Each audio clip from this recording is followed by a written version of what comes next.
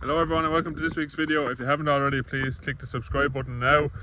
Ring the little bell, you get notifications every time we upload a video, usually on Sunday morning at a new time of 8 AM, not 9 AM. So you join me this week.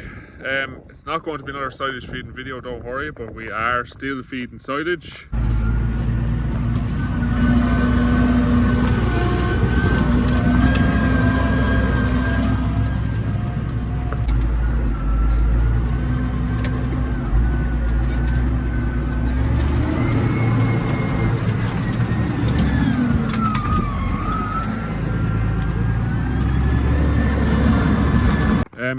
You'll have seen the heifers there. They're getting 2 days out of 2 bales, so it's working out that every second day we're feeding silage to cows anyway, and we just go over and put 2 bales out with them, and they're unbelievably settled and happy. And there is actually grass on that field that they're on as well. So there's actually grass in the field that they're on. It's just dry looking, so if they run out of silage for a few hours by the time they've run out, and when we feed them, they have a pick of grass there as well. So everybody's happy. From the last couple of days going around feeding bales, the cows are all getting at least a grazing longer on the fields on both farms than what I would have worked out when I put the silage on it the first day, which means grass is growing. But we have no idea how much it's growing until we do one of these. So it hasn't really been worth my while doing a grass walk for the last 2 weeks because it hasn't been doing anything. What I've been doing is just plate the paddock before you let the cows onto it to double check what's on it and decide how much silage goes into it. But we've had about 60 mil now in total of rain since last week, and I'll just show you here, the grass is growing, and now we need to do a full grass measure just to see exactly what position both farms are in. So if we look down anywhere that has been grazed tight, look at that. I haven't seen that for a few weeks. That is what we're looking for. Lush, fresh, green leaves. Everywhere you look. Now there is some silage left out on some paddocks from when we fed. As you can see there in places. Not ideal. Probably didn't push cows hard enough on it. But it'll rot down over time. I'll do the grass walk on the home farm here, and I'll check in when I'm done with the results. Let me know in the comments how much rain you've gotten. I know some people that watch this channel are totally washed out of it, as in nearly have to house cattle. And I know there's other people that watch this, and people in my discussion group that haven't a blade of grass on the farm. But I think everyone has gotten rain now at this stage. If you've got rain, let me know in the comments how much grass do you have, and if you haven't got rain, let me know what position you're in. We'll check in at the end here of the home farm and see where we're at.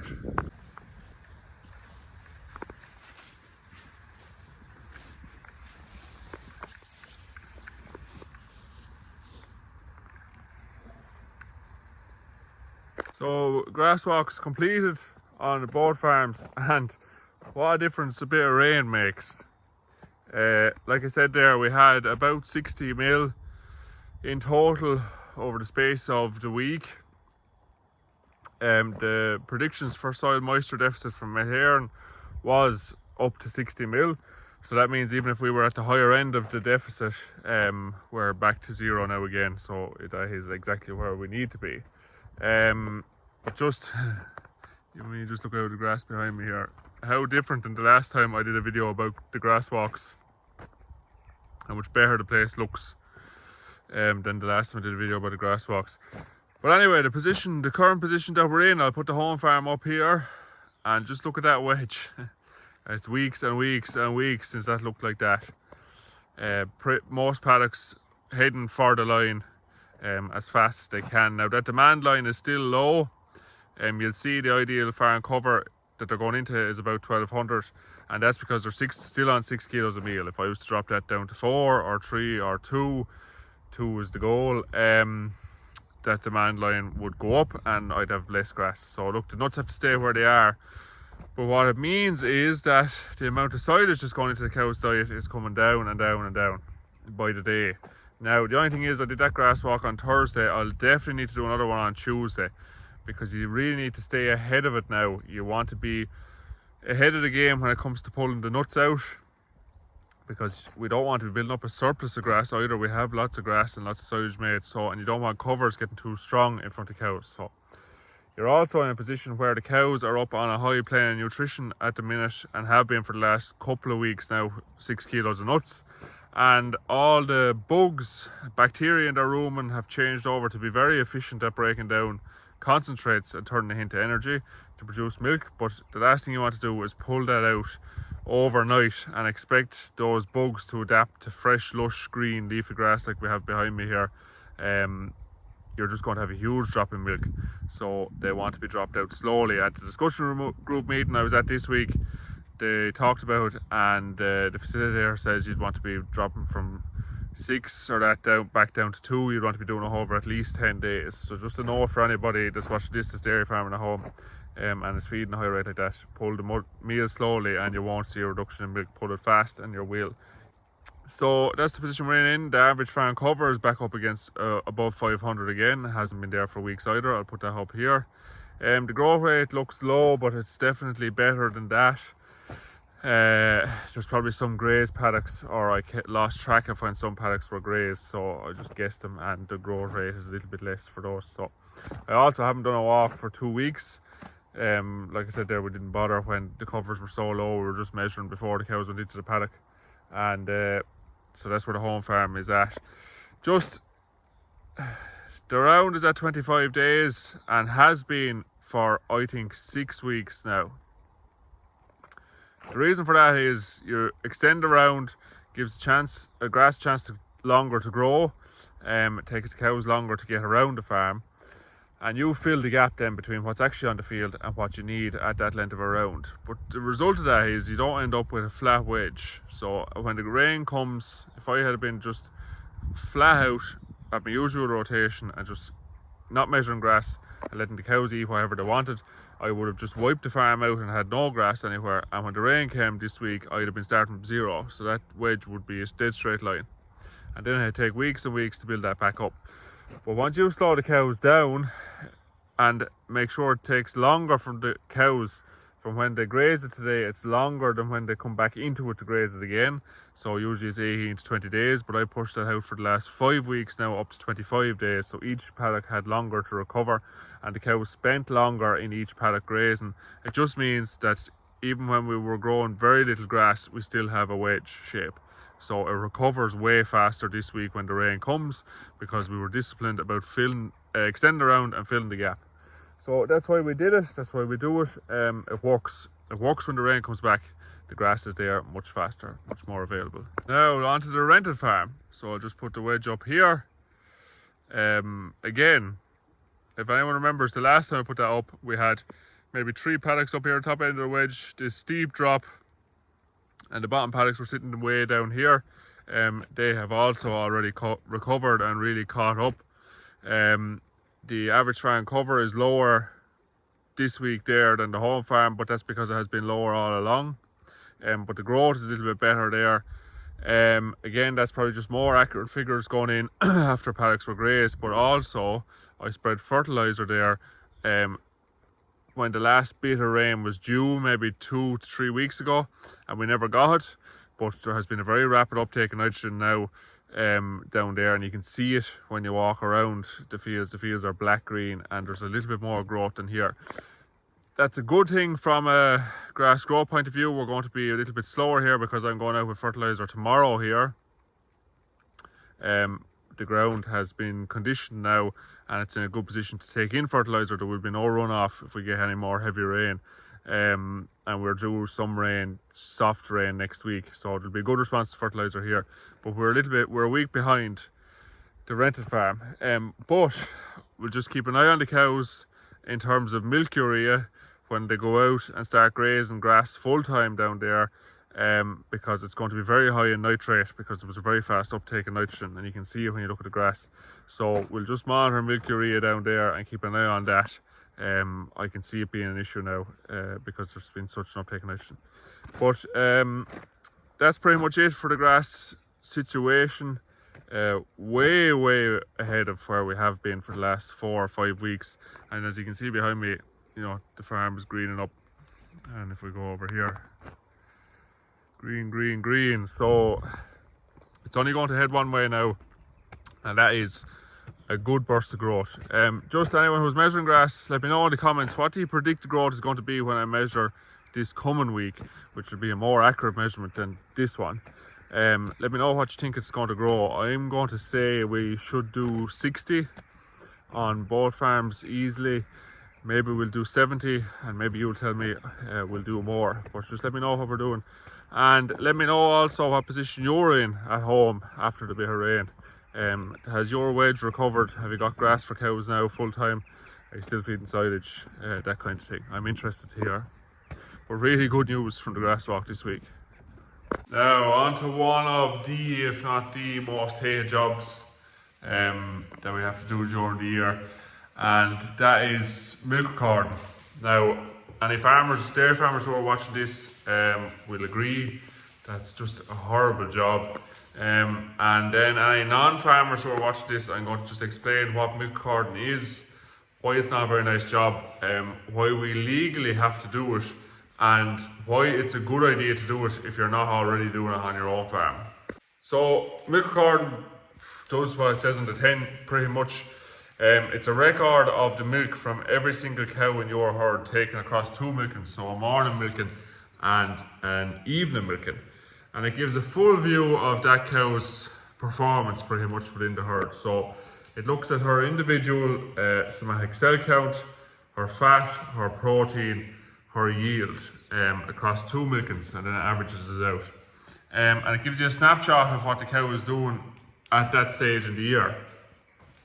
Now, when I say we legally have to do it, we're a derogation farm here, and in order to get a derogation, we have to milk record the cows at least 4 times across the whole year. It just means that derogation farmers then are as efficient as possible. But milk recording is the milk recording results are only as good as how you use them. It's like any measurement or test that you do. It's all well and good testing if you don't act on it. So first of all, it's a self milk recording, so we use manual milk meters here, and they're provided by Progressive Genetics, so you sort of rent them off them pretty much to charge it, and they test the milk for you as well. But basically it involves taking pipes off of the milking parlour and hooking up these digital milk meters which hang down.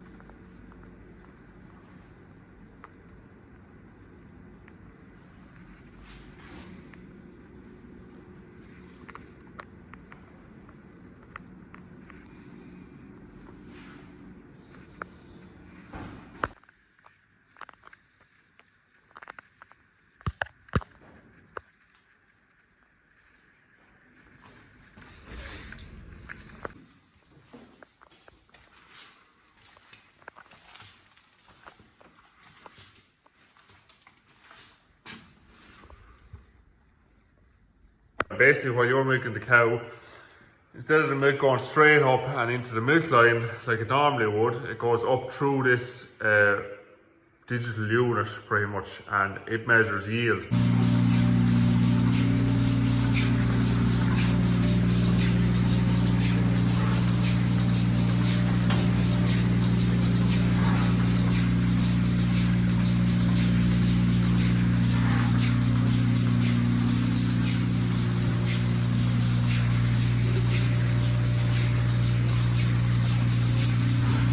But in the evening time, you attach a little sample bottle, and the sample bottle has a barcode on it, and that's what they test for each cow.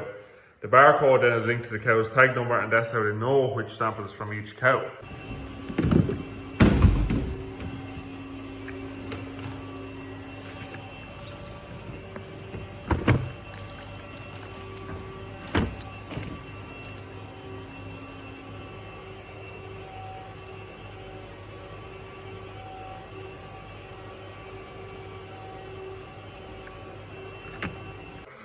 Now, the only way you get to pick up what barcode and what cow is you use a handheld device that involves manually keying in every single cow's ear tag number throughout the duration of the milk recordings. For us, Unfortunately, it involves jumping up behind the cows.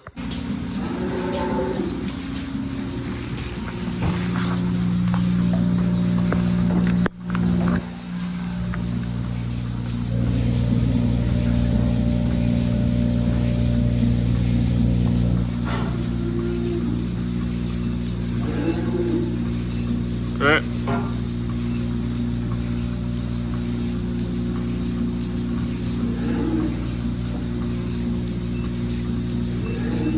Okay.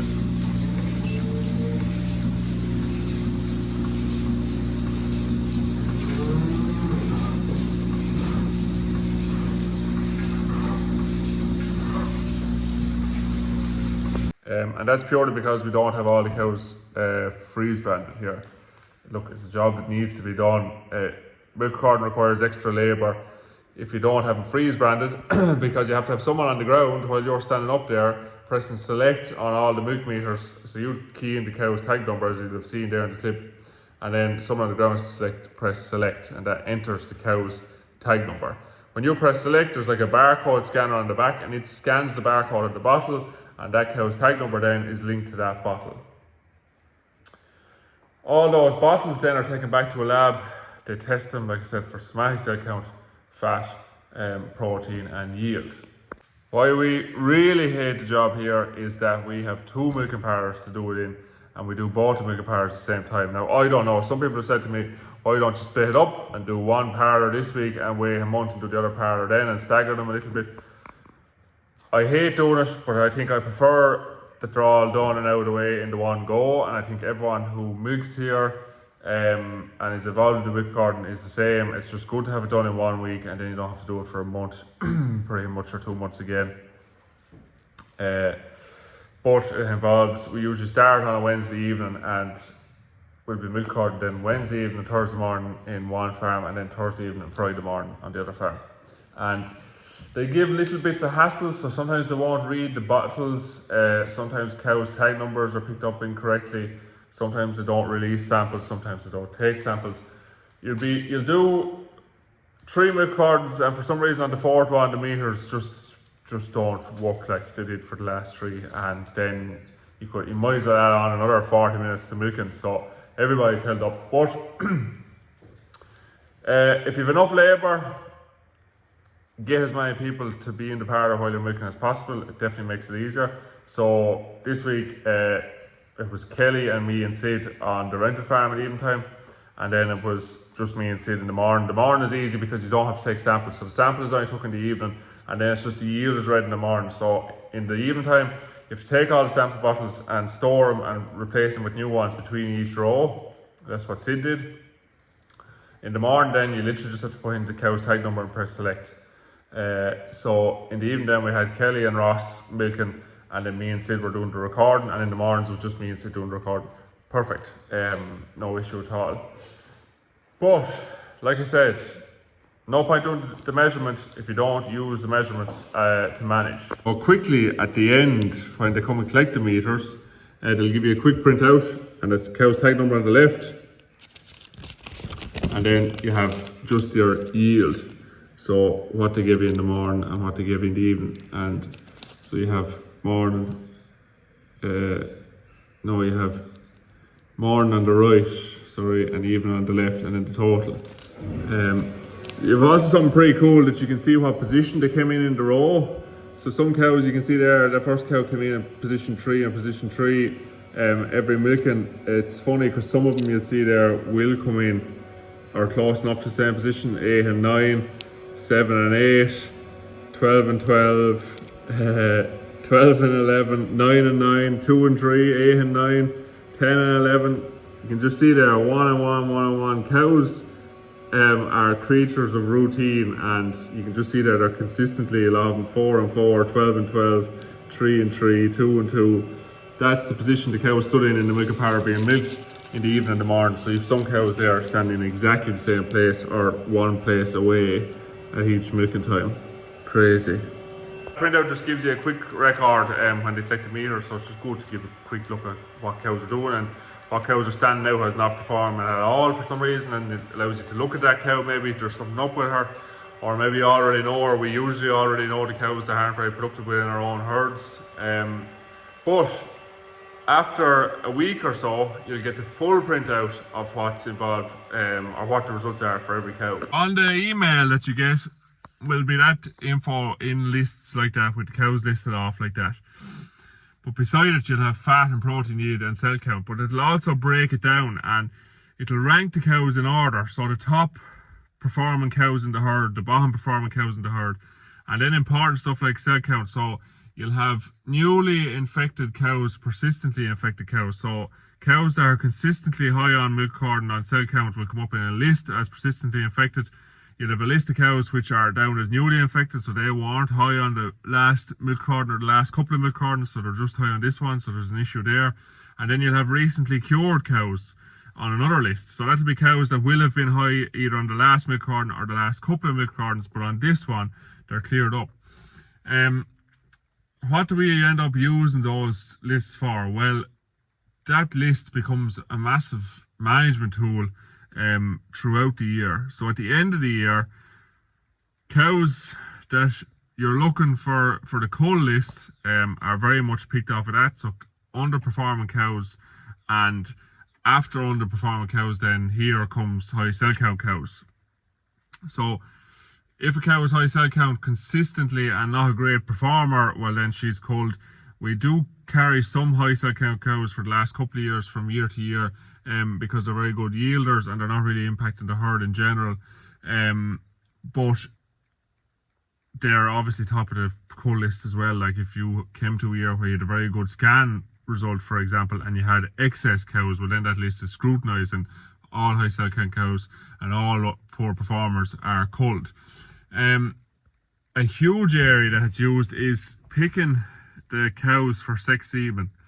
So sex semen works so poorly and is so expensive at creating a heifer calf. The last thing you want to do then is put that into a cow that you wouldn't want a heifer calf from.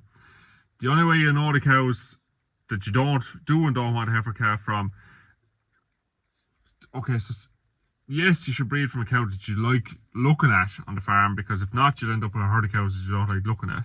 But it should be way down the list of things that you pick a cow for breeding a heifer out of. It should be one of the last things you look at, is whether the cow is a nice looking cow or not. The performance of the cow is most important, so she needs to have a fat and protein level above what your aim would be for the whole herd to be. If you could pick your dream herd of cows, you need to breed from the cows only in the herd that are at or above that ultimate aim of where you'd like the herd to be at for fat and protein and yield. And then the cow must be low cell count and cannot be recurrently infected. You get all that info from your milk carton results. So that's how we pick our cows to breed our sex semen with, and that's the cows we want our heifers coming from.